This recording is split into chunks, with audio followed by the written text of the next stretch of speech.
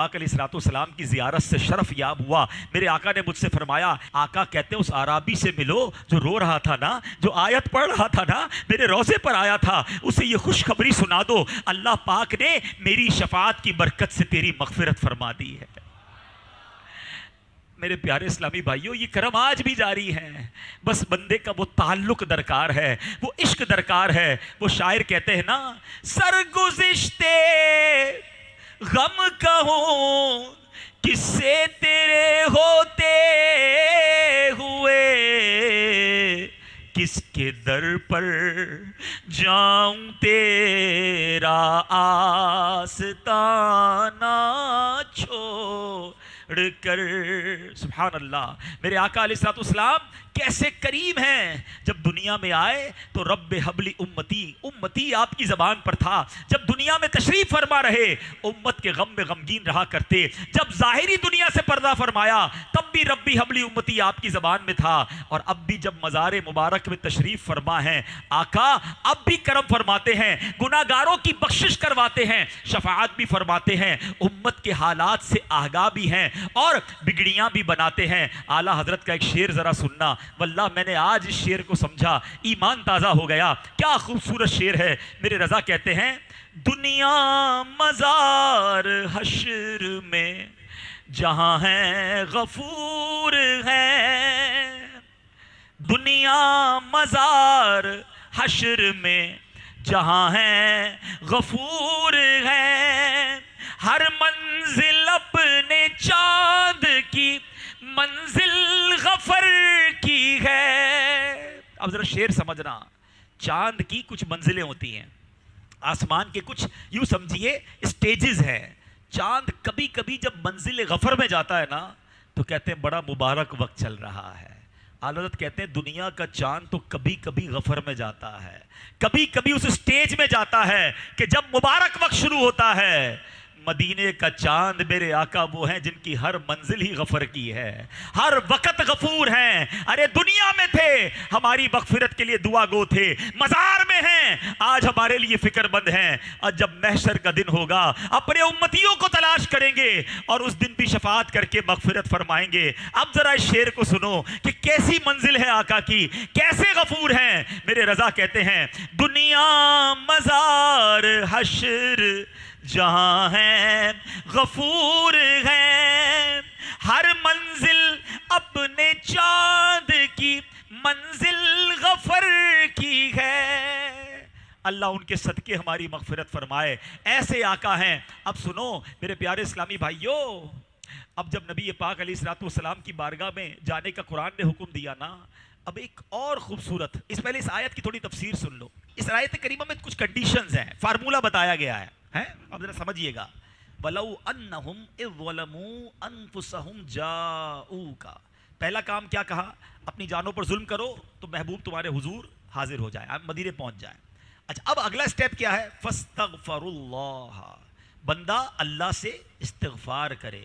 وَاسْتَغْفَرَ لَهُمُ الرَّسُولُ, پھر رسول پاک بھی اس بندے کے لیے شفاعت فرمائیں تو پھر اللہ کیا کرے گا, لَوَجَدُ اللَّهَ تَوَّابًا رَحِيمًا, تو ضرور اللہ کو بہت توبہ قبول کرنے والا اور مہربان پائیں. تو اب یہ تو فارمولہ ہو گیا کہ مدینے پہنچنا ہے, معافی مانگنی ہے, رسول پاک سے عرض کرنا ہے.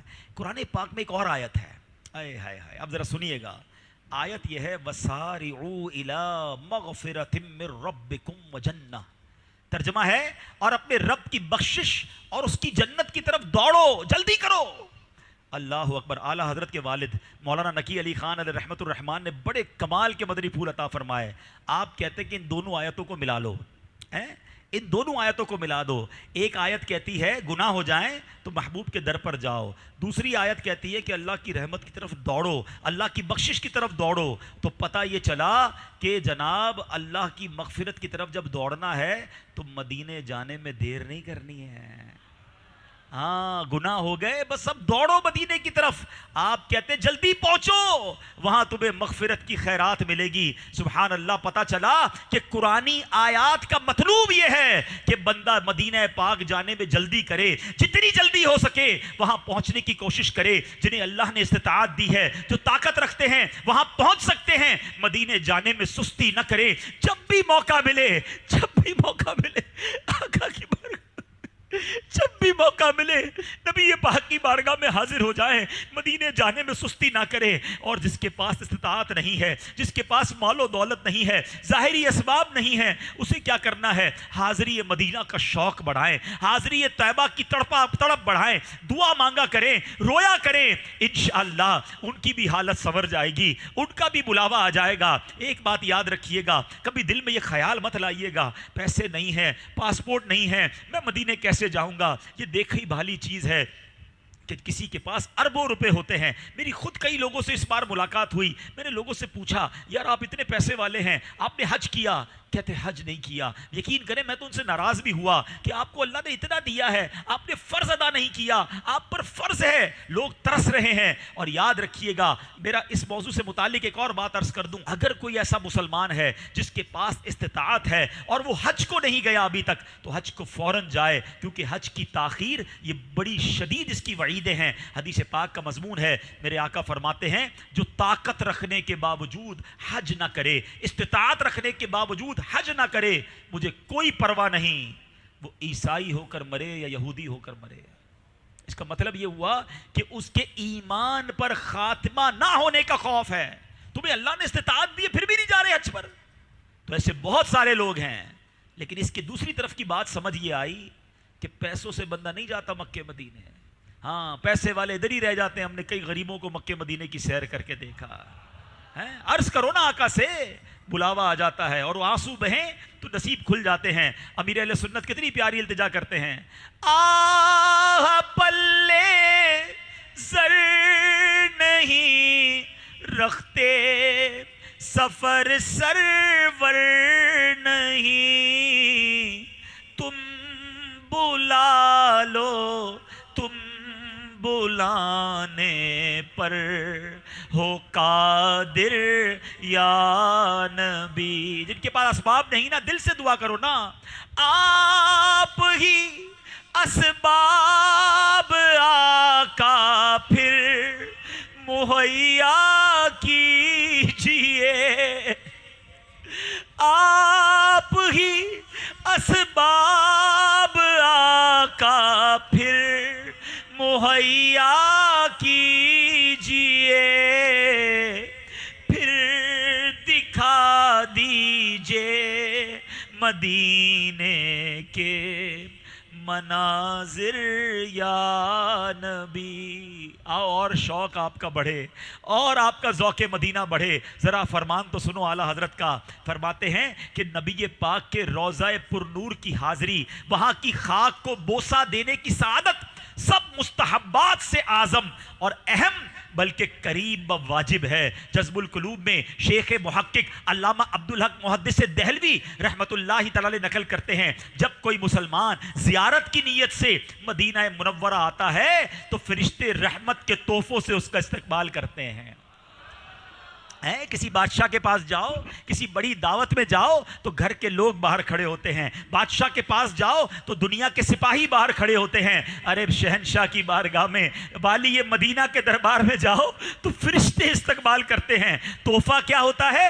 رحمت کے تحفوں سے استقبال کرتے ہیں۔ سنو سنو، سنن دار قطنی میں روایت ہے، اللہ پاک کے رسول، رسول مقبول بی بی آمنہ کے گلشن کے مہکتے پھول صلی اللہ تعالی علیہ وسلم نے فرمایا، من زار قبری وجبت لہو شفاعتی، جس نے میری قبر کی زیارت کی اس کے لیے میری شفاعت واجب ہو گئی۔ اللہ اکبر، گویا نبی پاک کی بارگاہ کی حاضری شفاعت کا حقدار بنا دیتی ہے۔ پھر کیوں نہ تڑپیں، ہمارے پاس تو اور کچھ بھی نہیں، کوئی ایسی نیکی بھی نہیں کہ جو مغفرت کا سبب بنے۔ آقا نے وعدہ کیا ہے جو میرے روزے کی زیارت کرے گا میں اس کی شفاعت کروں گا۔ اللہ اکبر، علماء کرام پر اللہ کروڑوں رحمتوں کی بارش نازل فرمائے۔ اس حدیث کو جس پیارے انداز میں علماء نے بیان کیا، اب ذرا غور سے سنیے گا، ایمان تازہ ہو جائے گا، شوق مدینہ بڑھ جائے گا۔ ایک سوال پیدا ہوتا ہے کہ شفاعت تو سارے مسلمانوں کے لیے ہے، سارے امتیوں کے لیے ہے.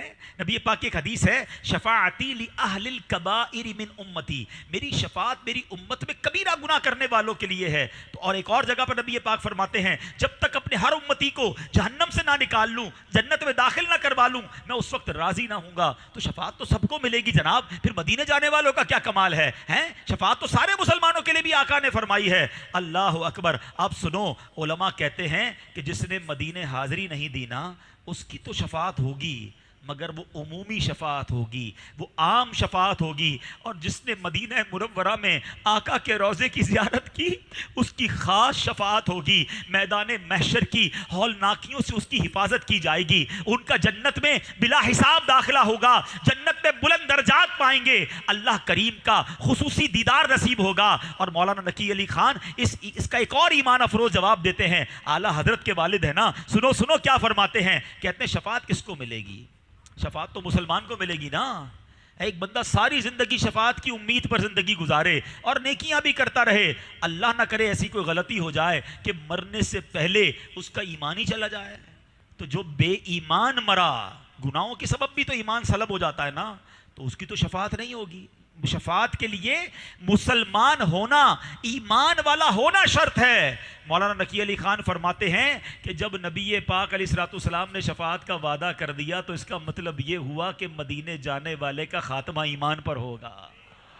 ہائے ہائے ہائے، سمجھ رہے ہو بات کو کہ شفاعت تو ہوگی مسلمان کی نا. تو بھائی مسلمان مرو گے تو شفاعت ہوگی، مگر آقا یہ نہیں فرما رہے کہ میں اس کی شفاعت کروں گا. فرمایا وجبت شفاعتی، اس پر شفاعت میری واجب ہو گئی. جب نبی پاک واجب فرما رہے ہیں تو اس کا مطلب یہ ہوا کہ جو روضہ رسول پر جاتا ہے اس کا ایمان کی نبی پاک حفاظت فرمائیں گے، اس کا ایمان پر خاتمہ ہوگا. اور آگے سنو، سبحان اللہ. مولانا نقی علی خان فرماتے حدیث کا مطلب یہ بنے گا، یہ پاک صرف شفاعت کا وعدہ نہیں کر رہے، میرے آقا ایمان کی حفاظت کا وعدہ بھی فرما رہے ہیں. اب حفاظت بھی وہ فرمائیں گے، شفاعت بھی وہ فرمائیں گے. اللہ اکبر. اب ایک اور بات کہ جناب میدان محشر میں بہت سارے لوگ شفاعت کریں گے. یاد رکھیے گا، شفاعت کبریٰ ہمارے آقا کے ہاتھ میں ہے. جب نبی پاک شفاعت فرمائیں گے اس کے بعد انبیاء بھی شفاعت کریں گے، علماء بھی شفاعت کریں گے، حفاظ بھی شفاعت کریں گے، فرشتے بھی شفاعت کریں گے، شہداء بھی شفاعت کریں گے، حاجی بھی شفاعت کرے گا، باعمل حافظ بھی شفاعت کریں گے. مگر سنو، آقا نے کیا فرمایا؟ من زار قبری وجبت لہو شفاعتی. شفاعتی کا مطلب ہے میری شفاعت واجب ہو گئی. اس کا مطلب یہ ہوا کہ زائر مدینہ کی کوئی اور شفاعت نہیں کرے گا، خود رسول پاک شفاعت فرمائیں گے. اس کو جو شفاعت ملنی ہے براہ راست رب کے حبیب کی بارگاہ سے ملنی ہے، کیونکہ اللہ کے حبیب نے اپنا در دکھایا، مہمان بنایا، اب نبی پاک اس کی شفاعت بھی فرمائیں گے. اللہ اکبر. بریلی کے تاجدار ایسے ہی نہیں کہتے کہ کیا ہی ذوق افزا شفاعت ہے تمہاری واہ واہ، کیا ہی ذوق افزا شفاعت ہے تمہاری واہ واہ، قرض لیتی ہے گناہ پرہیزگاری واہ واہ. سبحان اللہ. اے میرے پیارے اسلامی بھائیوں، حضرت عبداللہ ابن عمر کیا کمال کی بات کہتے ہیں کہ رسول رحمت شفیع امت صلی اللہ علیہ وسلم نے فرمایا من جاءنی زائرن، جو میری بارگاہ میں زیارت کے لیے حاضر ہوا، لا تعملہ حاجت الا زیارتی، اور اس کے علاوہ کوئی حاجت نہ ہو، یعنی نہ تجارت کے لیے آیا نہ کوئی اور مقصد کے لیے آیا، صرف اور صرف میری زیارت کے لیے مدینہ منورہ پہنچا. کہتے کان حقا علی ان اکون لہ شفیعا یوم القیامہ. فرماتے مجھ پر حق ہے کہ میں روز قیامت اس کی شفاعت کروں. ایک اور روایت میں فرمایا کان فی جواری یوم القیامہ، یعنی جو خاص میری زیارت کے لیے مدینہ منورہ پہنچا وہ روز قیامت میرے جوار رحمت میں ہوگا. اب سنو اس حدیث کی شرح. آئے ہائے، آج ایمان تازہ کرنے کا دن ہے، آج ایمان تازہ کرنے کی باتیں ہیں. حدیث پاک کی شرح میں علماء کہتے ہیں اس حدیث کا پورا عمل پتہ ہے کب ہوگا؟ جب بندہ مدینہ منورہ جانے کے لیے مسجد نبوی کی بھی نیت نہ کرے. ہاں، مسجد نبوی کی نمازیں ضمناً مل جائیں گی، قباء کی حاضری ضمناً ہو جائے گی. فرماتے صرف روضہ پر نور کی زیارت کی نیت کرے، نبی پاک کی بارگاہ کی حاضری کی نیت کرے، آقا کی زیارت کی نیت فرمائے. کہتے ہیں جب اس طرح زیارت کی نیت سے جائے گا تو انشاءاللہ عز و جل اس کو یہ شفاعت کی جو خیرات ہے اور نبی پاک نے فرمایا میرے جوار میں ہوگا. جملہ تو سنو، آقا کہتے قیامت میں